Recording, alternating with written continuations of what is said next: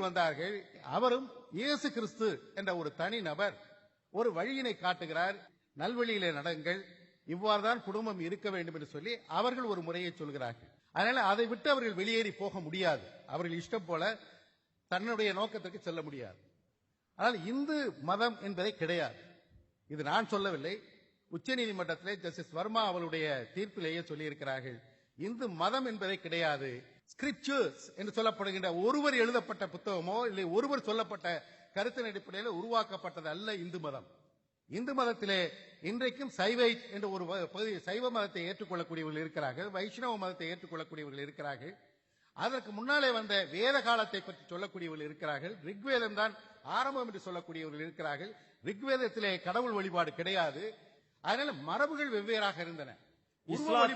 இஸ்லாத்திலையும் கிறிஸ்துவத்திலையும் பாகுபாடே கிடையாதா? வேறு வேறு வழியில யாருமே இல்லையா? ஈராக்லயும் ஈரான்லயும் யாருக்கு சண்டை நடந்துட்டு இருக்கு? இந்துக்களுக்கு முஸ்லிம்களுக்குமா? நல்ல கேள்வி.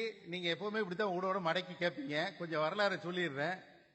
நான் ஆரம்பத்திலே ரொம்ப ஜாக்கிரதையா சொன்னேன். ஹனாஃபி, ஷஃபை என்று சொல்லப்படுகின்ற இரண்டு வகையான குரானை பற்றிய விளக்கங்கள் சொல்லிய உறுப்பினர்கள் இருக்கிறார்கள். அதுல ஒரு வகை ஈரான், இன்னொரு வகை ஈரான். கிறிஸ்துவ மதத்தில் அதே போல பெந்தகோஸ்துகள் வேறு வகையிலே சொல்லுவார்கள், கேத்தலிக் வேறு வகையிலே சொல்லுவார்கள், புராட்டஸ்டன்ட் வேறு வகையிலே சொல்லுவார்கள். இவ்வாறு பல வகையிலே ஒரே பார்வையிலே ஒரே மதத்தின் அடிப்படையிலே ஒரே ஆதர். பைபிள் வெவ்வேறு பைபிள் கிடையாது, குரான் வெவ்வேறு குரான் கிடையாது. கீதை எத்தனை இருக்கு? கீதை என்பது பிற்காலத்திலே வந்தது. பிற்காலத்தில் வந்ததா?